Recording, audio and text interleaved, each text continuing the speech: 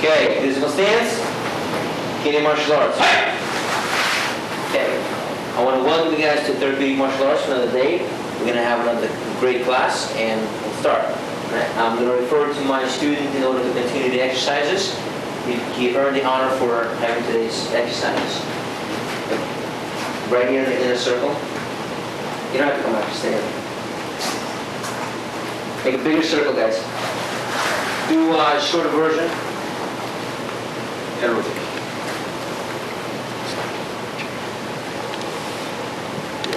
Up and down. Side, side. Stop. Push-ups. Do some stretches. Do some orientation, body rotation. Okay, bye. Up. Speak out, Rian. And rotate. Make it strong. Other way. Hip rotation.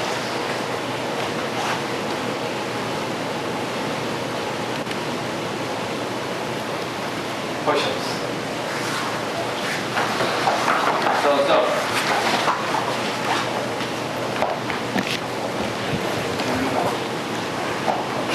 5, 6, 7, 8, come on, 9, 10. Good. Breathe. Sit-ups. Sit-ups. 1, 2, Stronger. Faster. 3, 4, 5, 6, 7, 8, 9, 10, 11, 12, 13, 14, 15, 16, Come on, go. 17, 18, 19,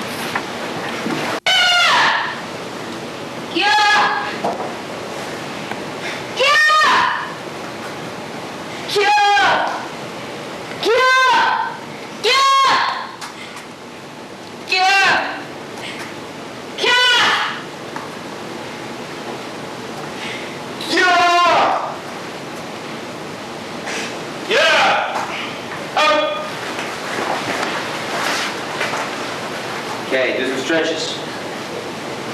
Down.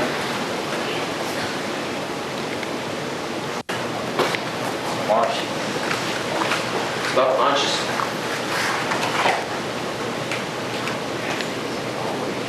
Stretch, expand. switch, switch. Get you guys to hold that stance, the stretching, hold on.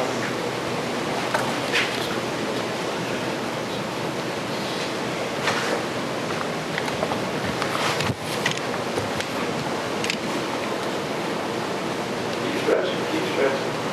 Do three-quarter stretch. Three-quarter stretch.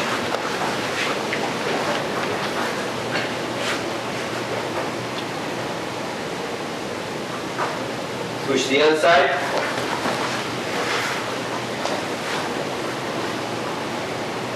Good, middle.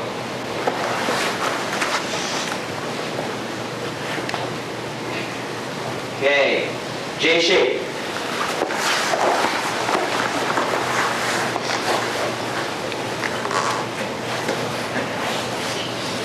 Down, down, head down.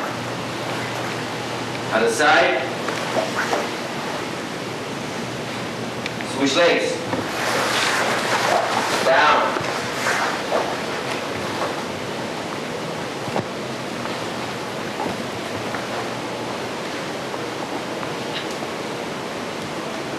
Switch legs.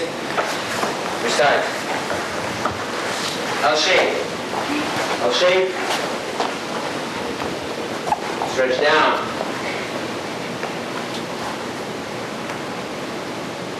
Other side. Lay back.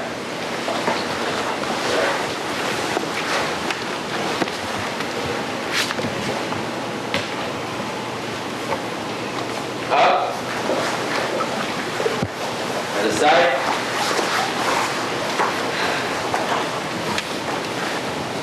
Down. Other side. Let's go. Stretch, stretch. Pull your head down to your knee. Lay back. Breathe. Breathe. Very good. Up. Both legs in the back.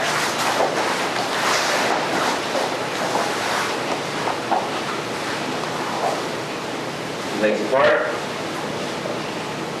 Very good. Sitting your toes.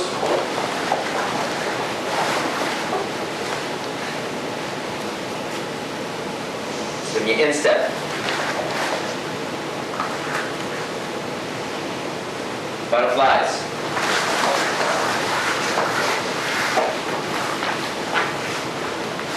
Come on, flap those wings. Flap them wings, come on. There you go. You know the rules. If you can fly in this position, you can get a black belt. Flap really hard. If you can't, you gotta start from scratch. Who needs extra stretch? You need extra stretch, either down on the floor. You need extra stretch, you gotta stretch here.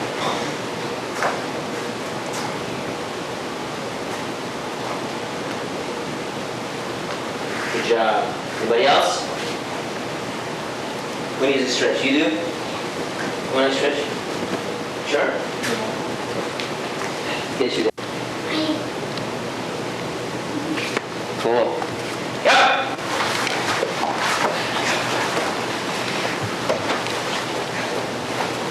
Very good, guys. Very good. Okay. Horse stance. Yeah! Discipline stance. Horse stance. Yeah! Good. Okay, I want you to imagine something.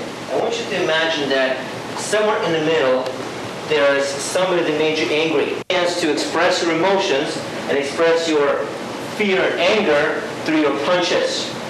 Now remember, collective energy is important, right? So when you are punching, imagine you're doing it at the same time. You can do it key up. Can you imagine if all of the key up is concentrated right here in the middle? A lot of power. All right, so what I want you to do is in every punch you key up. Ready?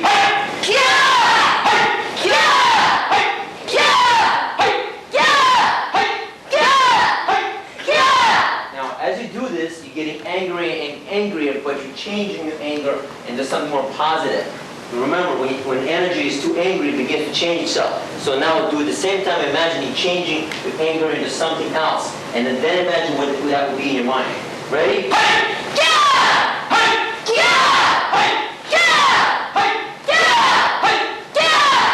Do 5. And key up on all of them.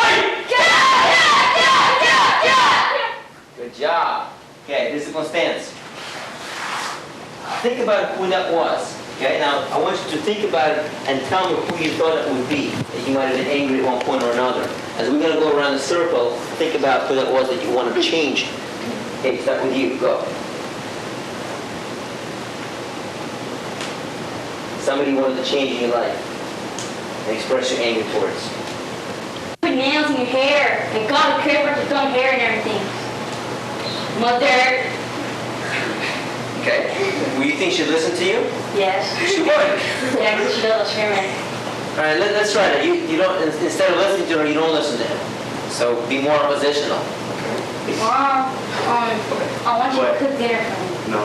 Yes. You cook it. I'll spank you. I'll spank you. Hey, I don't care. You don't treat me like that all the time. You always yell at me and everything. I'm not your little toy. I know you're not my toy. That's why you can make your own dinner. Well, I don't want to. You're my mom. You learn stuff. You do clean You it. gotta learn. You gotta learn. I don't care. I gotta clean butt for it. Mom split up, right? So I wonder if what you're doing now is actually caused their splitting up, or they might have thought that you might think that it's caused their splitting up. Do you think that might happen? No. You don't think so? Right. Hate each other. They hate each other, don't they? Okay. what you're doing right now, do you think it would have helped them to get worse or get better? Get worse. Now, we know it's not your responsibility that they're split up, right? But what happens when were you affected by they split up? Were you affected? You were not affected? The fact that they're no longer living together? Uh-oh. That's interesting. You know, everybody gets affected with all kinds of problems, especially when parents split up, there's a lot of big problems, right? So do you get angry because of that? Do you feel more responsible? Do you guys believe them? Do you think that when parents split up that kids don't feel responsible for them splitting up? They do, don't they? I don't. Huh? I don't. What was your issue? What? Why don't you? Because I never saw my dad. Like only like once, really, when everything in books. Yeah. In your case, it's true, but then if you had your dad, they would have been different, wouldn't they? Yeah. So sometimes kids feel a lot of responsibility for parents splitting up. A lot of times they don't, which is great, but a lot of times they do. Do you think they become more angry because of it? Yeah. Yes. What do you think that affects? They start becoming more mad. They start beating up kids. Mm-hmm. They think they're gonna feel better. They think they're angry with, but you beat them up other kids. That may happen. They get angry and then they take it all on you because they have nowhere to put it. So they just scream at you and make you do stuff just for them to feel better. That may be true. In fact, it's very much true. So if your mother does not want to listen to you and you get angry at her, can you take out your anger on her? Who would you take out your anger on? My brother. Your brother. Hang on a second. Can you step up? Come here for a second. Now you have this little kid in front of you. Would you take out anger on this little kid? Yeah, if he was my brother, yeah. If he was your brother? Yes, I hate my brother. Well, you know what? Somebody else has an issue just like you guys. There's one person right here. Oh my God. Does that contact? Ready? Now you gotta take him down. Ready? On guard. Here we go. Go!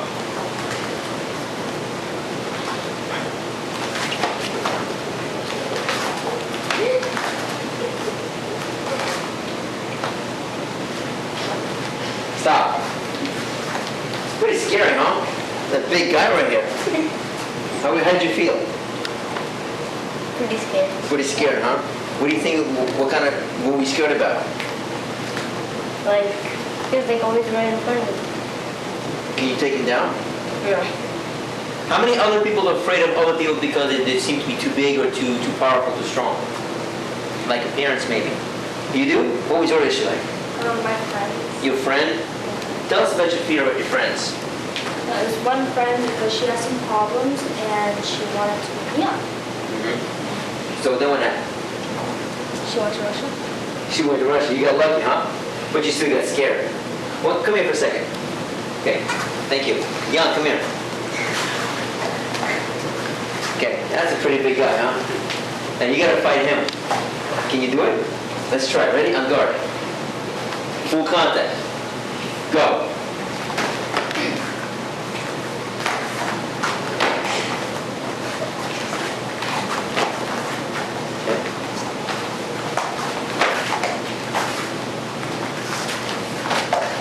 Okay, stop.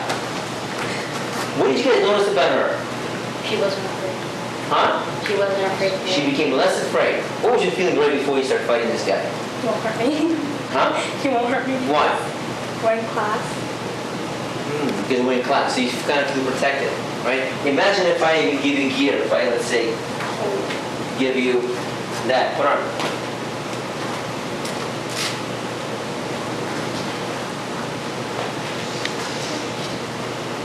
This makes me less afraid. He makes you less.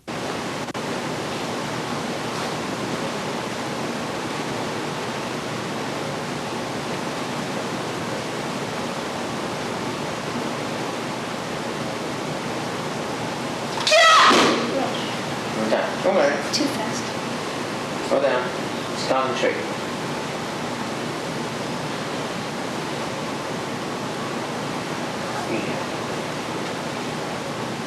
Your body.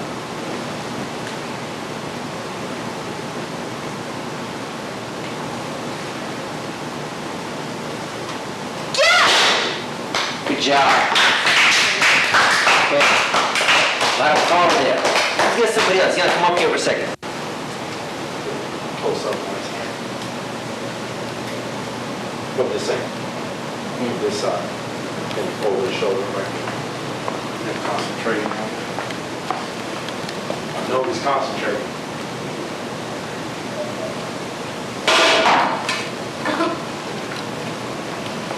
Good job. Baby. What does that mean when you say that? Does anybody know what that means? Okay, let's ask you. What does that mean? It means that a baby can learn to do the things that are correct, and you can learn to do the things that the baby do. Sort of like that. Sort of like that. You have a better explanation? You learn from anybody. Can you? It doesn't matter. Your ego can like a simple little baby. Yeah. Is there a limitation to learning? Definitely not. It's like when we talk about a triangle, the triangle is the last angle of the triangle never completes itself until you actually die in this lifetime, which means you learn everything you can possibly learn. That's very true. What about, okay, so let's bring in some of the things that happen to you in school, some things that happen to you at home. How can you relate it to things we did today? Protection-wise, putting on a smile, using anger, using frustration. Anybody have, would like to start? Huh? I didn't catch. Well, like personal stuff, like things that happened to you in the past, things that bother you still. Wow, protection's up really high, isn't it? Okay. Any problems with parents? Bring it up. Bring it up. Huh? Not yet. Not yet, not yet. You're cool with parents. Okay, like if I do a little thing, like I mess up somewhere, and then like my mom's kind of mad at me, and if my little brother just goes around and he'll just do anything to get me really angry, like it doesn't matter what he does, and my mom knows he's wrong, but she still just starts screaming at me if I tell him something. Like she doesn't care. She just because she's mad at me, just because I did something to her, doesn't matter. Like if the whole world's gonna be against me for no reason, she's still gonna scream at me. She would do that, huh? You know, there's an old song by Will Smith, his parents just don't understand. Is that true? Is that true? Do parents always understand you the way they're supposed to understand you? No. Wow, why not? Because they're older than you and they think that they should be the ones that are in charge and you shouldn't treat them like you're older. So sometimes the ego gets in the way. Sometimes the age and the ego kind of like, I tell you, you better do so regardless. Is there times where you get punished where you can just say, look, I just want you to listen to me once in a while? Does that ever happen? How do you communicate that to them? What do you tell them? Don't. You don't? Why? Why don't you? Because they're not gonna listen to you. You're scared of And if you, You're scared you're gonna get punished. and if you tell them it's not fair, they'll start to do something even worse, like you grounded for forever. Forever. Yeah, like my mom, like also like my mom, like she lets my brother do whatever he wants and everything. Like if I do the same thing he does, she screams at me for no reason. He'll scream at my brother. And then I get grounded for like telling her that. Yeah. So if you had a chance to communicate with parents, let's say I'm a parent, because actually I am a parent, believe it or not. So if you use me, well, you can get all your aggression out of me, that's cool, I'll take it, don't worry about it. You can fight verbally, you can. And right now, you use me as a target, and I want you to tell me, let's say you pick an issue that you usually fight with parents, and I'll be your parent for a moment, okay? So, who would like to try this with me? Come on. Come on, yes. You want to try this with me? Yeah. All right, go for it. Like what? Well, let's say you're having a disagreement with your parent, and you just got punished for something that you didn't deserve. Like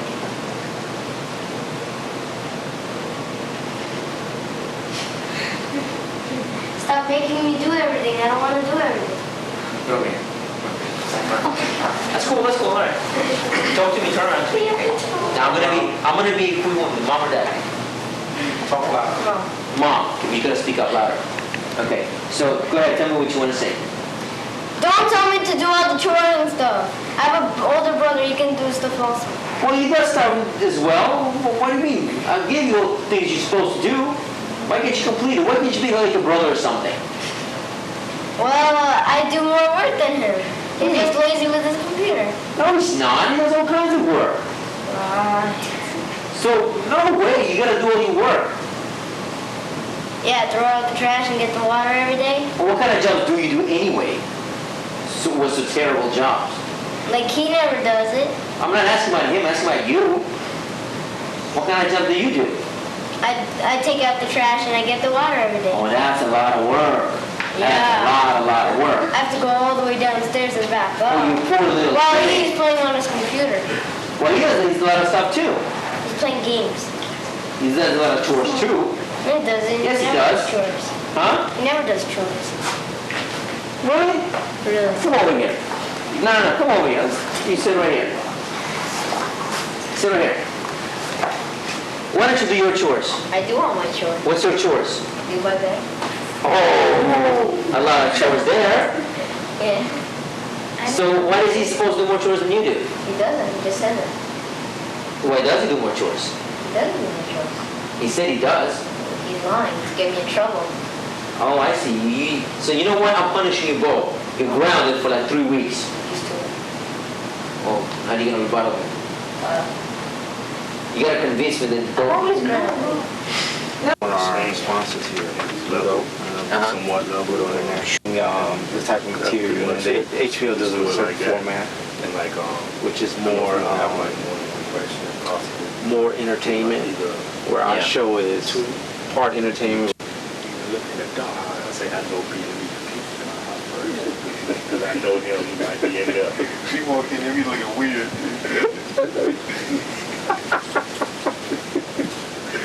I was embarrassed walking with a special restaurant over there. People in the window. See. Get some really good. Just reading. So on some of the voiceover stuff, you can see yeah, That's what I'm saying. That's all we're going to talk about. The psychology and all that. how long he's been in it. How long he's been in his field. How long he's been in that field. You know what I'm saying? How long he's back. How long he's been.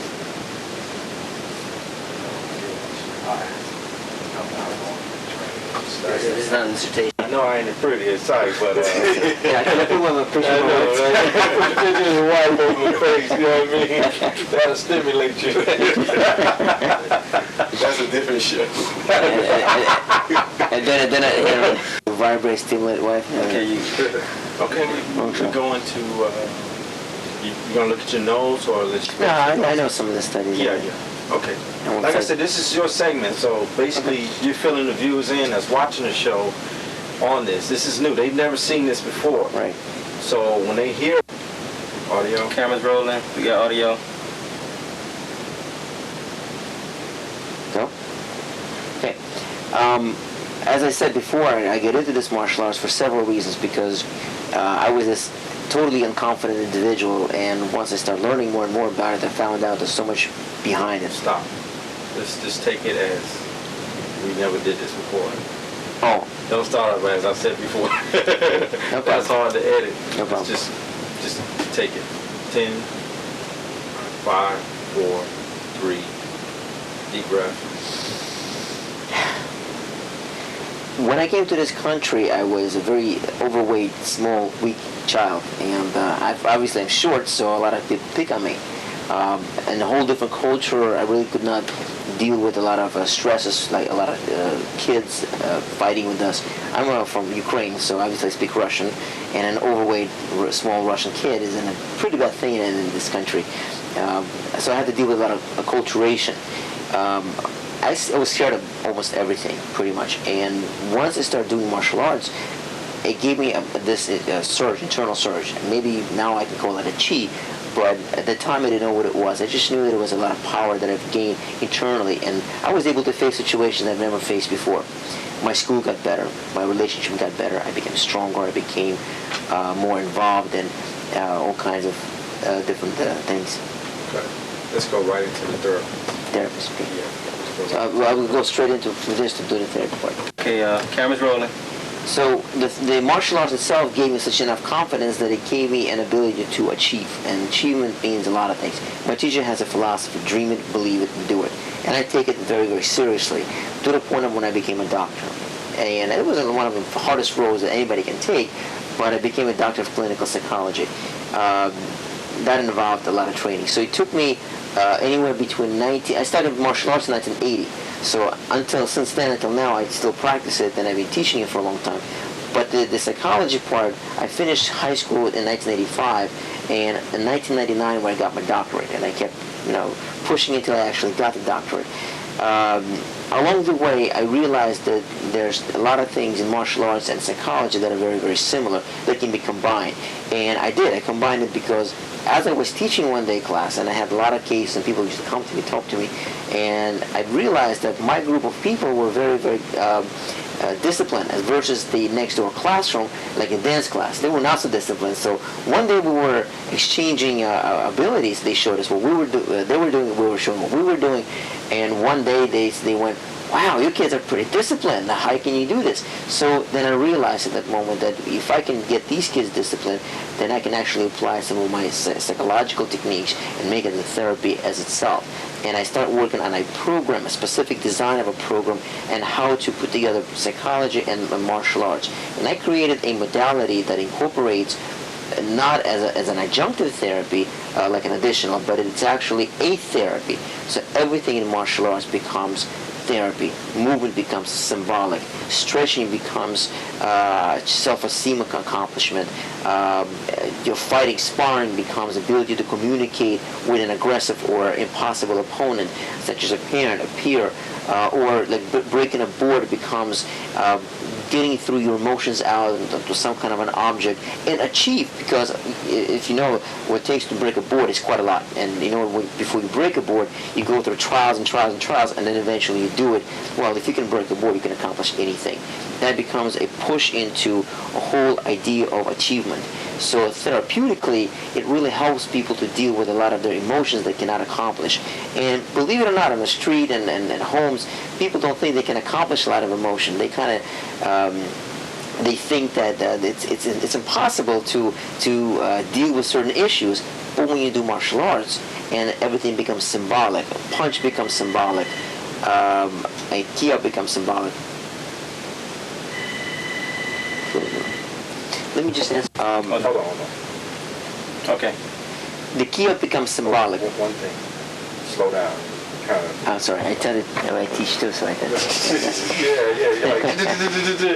That's usually my style of it. Yeah. The key-up becomes symbolic. The uniform becomes symbolic. The bowing becomes symbolic.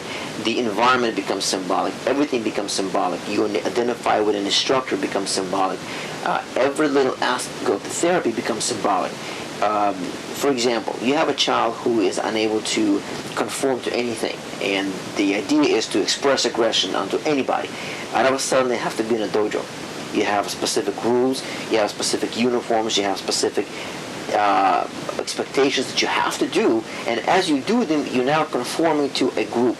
And by conforming to a group is a symbolic conforming to a society. So they're learning how to conform to a society in those particular ways. For example, we put on gear. Gear becomes a way of protection. Let's say you're afraid of things, or you're afraid to an opponent or a bully. You put on gear. Then we ask, how do you feel? Well, I feel pretty protected. I feel like I can accomplish anything. And in that case, the gear becomes symbolic to them able to express their need to accomplish everything. And they do, and they feel protected. And that goes to, and what else can you protect yourself with? You can protect yourself with symbolism, like laughing. That's a protection. Laughing in a group of people protects you from showing your emotion, your true emotion. Your fear, for example, I don't want to show my fear. I don't want to show my anxiety. I don't want to show that that I can't do something. So I'm going to do something otherwise in order to not show those things. Like I'll laugh, I'll make a joke. I'll show toughness where I don't want to show fearness because I'm going to show toughness. And that becomes my communication rather than everything else that goes along with that. Key up. Key up is a very important part. Think about this. Now, if I key up right now, I'll key up and hopefully it won't blow the speaker, but for example, that would be a key up. And key up comes from inside. and it's an internal power that you can focus your energy, focus your chi into a particular point. Now, symbolically speaking, you can scream, but what does scream represent? Scream represent a lot of fear, a lot of anger, a lot of anxiety. You've been holding up too much. And let's say you cannot speak to people, you cannot approach a parent, you cannot say, I hate that, or I cannot do this. So you bottle it up, you keep it for a long time, and that kind of boils after a while. So how does it come out? Well, it comes out through aggression. You rather fight. Well, key up, symbolically, you get out all the stuff from the inside. Now, once you finish with key up, can you talk now? So key up transforms into conversation. Now, yes, I can speak about this issue because before I couldn't. Now I can. My key up allowed me to learn how to do this. That will be one of the symbolic things with key up. Meditation. Oh, there's studies in meditations. Eastern philosophy just goes totally to meditation. It's described as 5 minutes to learn, a lifetime to accomplish, meaning that it takes you that long. But meditation can be all kinds of different meditation. For example, you can have guided imagery. You can have, and this is a specific psychological technique we use in hypnosis, we use guided imagery. You can actually ask somebody to visualize certain things, problems, non-problems, yourself. You learn your breathing, you learn your perceptions, you learn how to see yourself from the outside of your body. Not in a supernatural way or anything, but in a way of kind of cognitive thought process way, and that helps you to understand your body processes, your thinking processes, your calmness versus your arousal. It helps you to process a lot of those things as you meditate. Now, take a kid who is attention deficit and who cannot meditate. Let's say attention deficit hyperactivity disorder. The kids who are all over the place when you're school and they cannot focus on this, focus on that. You teach them how to meditate, and once you meditate, 2 minutes, 3 minutes, 5 minutes, and after 5-10 minutes, you can do a pretty good job. Now you take that focus and you apply it to school. Now they can actually meditate in school or do things in the meditative mode. Let me be a little bit technical, for example. There's been a lot of studies done in martial arts. Well, not enough, in my opinion, but some. Get a different angle, yeah. Okay. Just hold that thought. Quick.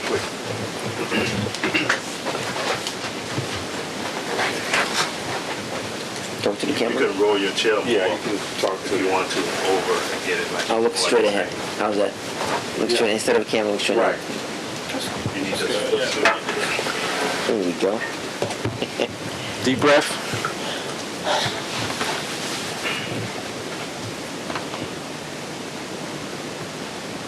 From this angle, it's showing like, I mean, in order to get those Don't worry about that. Yeah, we already got that. Okay. It's We got okay. enough of those. Okay. And you got some shots of them before, so we're good. Okay, that's All good. right. And Okay. And the battery is getting a little low, so You can plug it in here. I got plugs here. no, I can't do that. It's only off the battery. and Okay, we're rolling. Let me get technical for a little while, for a minute. There's been a lot of studies done in martial arts. Well, not enough in my opinion, but there's some. And there's one interesting study about brain waves and what happens in terms of brains. We all run on brain waves. For example, we have beta is in a functioning way, like right now we're in beta because we're communicating, we're talking, we're awake. Then you have alpha, relaxed state, theta, which is a much more relaxed state, almost sleeping, and you have delta, which is deep sleep. The waves are constantly there, but some of them more predominant than the other ones. For example, we're more in beta now than we're in theta. I'll kill the technique for a minute. There was a study done on breaking of the board, and they measured the brain waves before the board and then after, during the board itself. What they measured is that your alpha waves, which is your calm, relaxed waves, become predominant more when you're concentrating on the board itself. And when you actually break in the board, you have a surge of the beta waves. That means that the important part is before the board breaking. It means you're concentrating, your mind takes a whole different perspective, and it slows down in order for you to concentrate even more. And that's a really interesting study, because if we can actually incorporate it into our everyday lives, that's really awesome. You can learn the concentration and you can learn the meditative aspect before you do a particular task. And task is breaking a board. In that case, you are able to kind of change into a different state, which is the beta state. Okay, I'm not going to talk about that. Right, that's great. Just want to get, in the future, what other kind of things you would like to do, you'd like to accomplish through this program or another program that you may develop. Oh, okay. So, okay. All right. This program is a wide range. Right now it applies to children, adolescents, but it can apply to adults. It can apply to those who are mentally deficient. It can apply to with all kinds of diagnosis. There's another thing that I do that is really interesting. It's called neurofeedback. It retrains brainwave activity, and that is also Eastern thought and philosophy and can be incorporated into martial arts aspect. And when you are retraining your brainwaves, you can actually focus more, become more attentive. You can actually decrease depression, decrease anxiety, change your pain perception, do a lot of those things. So in terms of perspective of how wide this program can be, it can be incorporated with almost any kind of therapy. It can be incorporated with almost any kind of a modality. You can use traditional therapy, for example, and therapeutic martial arts, or therapeutic martial arts and traditional therapy, or any other adjunctive therapies like art therapy, music therapy. It's a really wide range. Now, it's not for everybody, obviously. You have somebody who starts out and they can't handle the martial arts aspect, so they leave. But that's okay, because they've gained something. I do seminars in therapeutic martial arts, and a lot of times I want to tell the professionals in the psychology world that the therapeutic martial arts, even if you don't do it, even if you actually learn a little bit about it, the Eastern philosophy, the Eastern thought, how the mind-body interacts at all times, you can use it in almost any type of therapy whatsoever. That's basically it, so to speak. And I'd like to thank Martial Sports for giving me the opportunity to host. This is blah, blah, blah, blah, and you're watching Martial Sports. This is... Just I like to think, blah, blah, blah, I'd like to thank Martial Sports Network. Okay. I'd like to thank Martial Sports Network for giving me the opportunity to share a unique modality with folks out there, and thank you.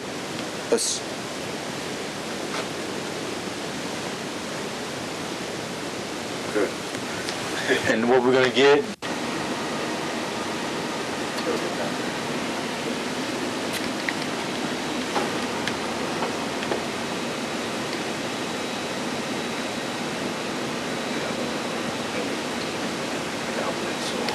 Yeah, I do.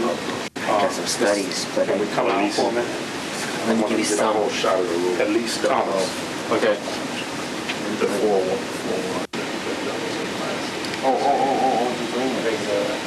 yes. Read information from your head. Oh my God. And increase the brainwave that you're asking about. And it sends it to my computer. My computer then decodes it into wave format, okay, and sends it to your computer, and then by producing particular brainwaves, you are able to move the game, play the game. The fire, the better they become, the faster they actually are able to play the game. And that increases your focus, that increases your concentration, that increases your...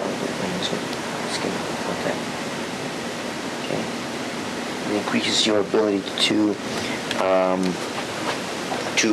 become optimal. You can increase your performance, optimal performance. And it can combine with therapeutic martial arts, but it's actually directly brainwave training. You're training your brain like a brain gym. You're training your brainwaves to respond to you at will.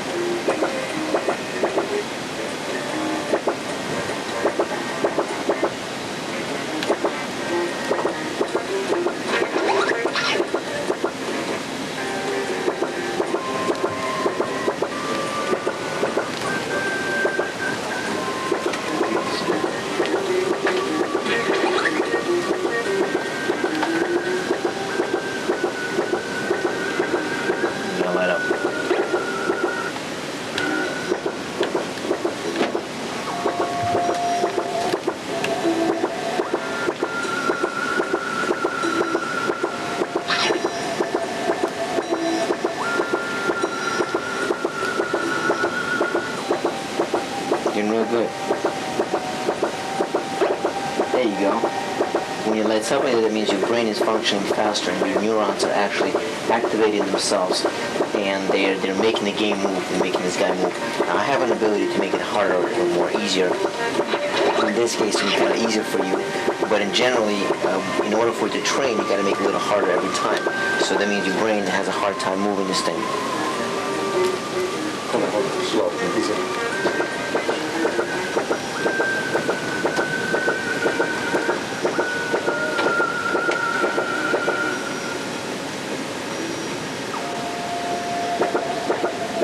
Tight.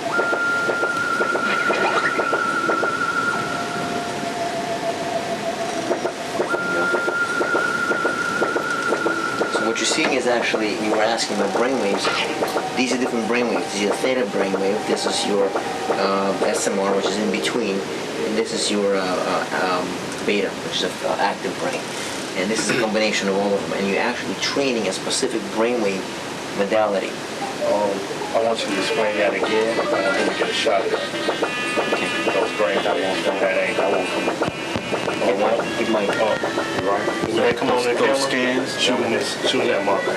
I shot it earlier. I had some. But he'll point it out and explain it. Yeah, he have to do it real fast though.